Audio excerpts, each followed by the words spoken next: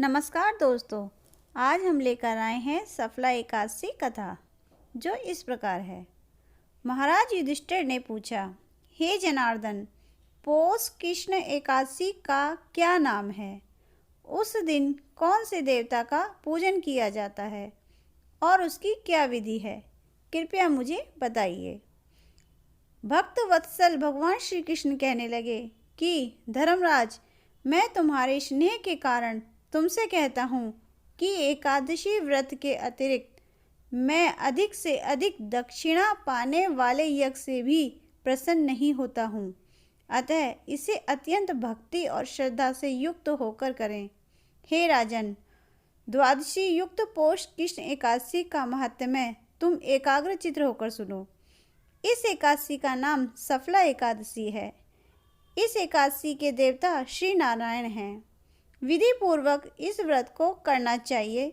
जिस प्रकार नागों में शेषनाग, पक्षियों में गरुण, सब ग्रहों में चंद्रमा, यज्ञों में अश्वमेघ और देवताओं में भगवान विष्णु श्रेष्ठ हैं, उसी तरह सब व्रतों में एकादशी का व्रत श्रेष्ठ है। जो मनुष्य सदैव एकादशी का व्रत करते हैं वे मुझे परम प्रिय हैं। अब इस व्रत की विधि कहता हूँ। मेरी पूजा के लिए ऋतु के अनुकूल फल, नारियल, नींबू, नैवेद्य आदि 16 वस्तुओं का संग्रह करें। इस सामग्री से मेरी पूजा करने के बाद रात्रि जागरण करें।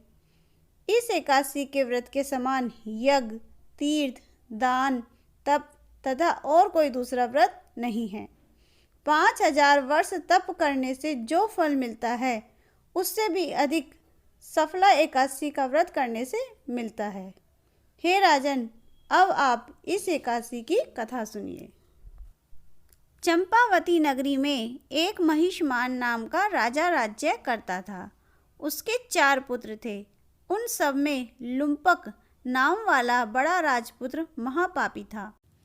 वह पापी सदा पर स्त्री और वेश्यागमन तथा दूसरे बुरे कर्मों में अपने पिता का धन नष्ट किया करता था। सदैव ही देवता, ब्राह्मण, वैष्णवों की निंदा किया करता था। जब राजा को अपने बड़े पुत्र के ऐसे कुकर्मों का पता चला तो उन्होंने उसे अपने राज्य से निकाल दिया। तब वह विचारने लगा कि कहाँ जाऊँ, क्या करूँ।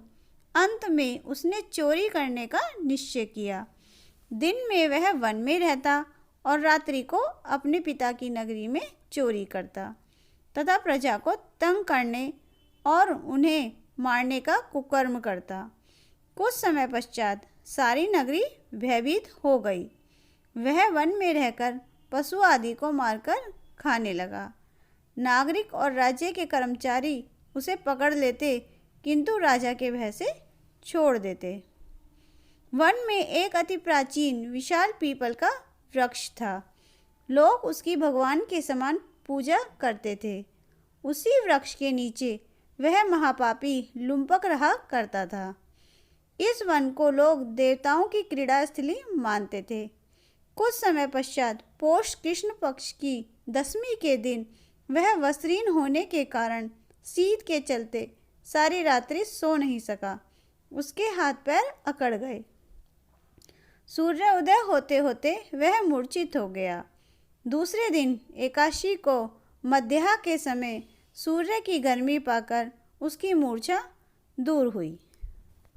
गिरता पड़ता वह भोजन की तलाश में निकला। पशुओं को मारने में वह समर्थ नहीं था, अतः पेड़ों के नीचे गिरे हुए फल उठाकर वापस उसी पीपल वृक्ष के नीचे आ गया। उस समय तक भगवान सूर्य अस्त हो चुके थे। वृक्ष के नीचे फल रखकर कहने लगा, हे भगवान, अब आपके ही अर्पण है ये फल, आप ही तृप्त हो जाइए। उस रात्रि को दुख के कारण उसे नींद भी नहीं आई। उसके इस उपवास और जागरण से भगवान अत्यंत प्रसन्न हो गए और उसके सारे पाप नष्ट हो गए। दूसरे दिन प्रातः एक अति सुंदर घोड़ा अनेक सुंदर वस्तुओं से सजा हुआ उसके सामने आकर खड़ा हो गया। उसी समय आकाशवाणी हुई कि हे राजपुत्र, श्री नारायण की कृपा से तेरे पाप नष्ट हो गए। अब तू अपने पिता के पास जाकर राज्य प्राप्त कर। ऐसी वाणी सुनकर वह अत्यंत प्रसन्न हुआ और दिव्य वस्त्र धारण करके भगवान आपकी जय हो कहकर अपने पिता के पास गया। उसके पिता ने प्रसन्न होकर उसे समस्त राज्य का भार सौंप दिया और वन को चला गया। अब लुम्पक शास्त्रानुसार राज्य करने लगा।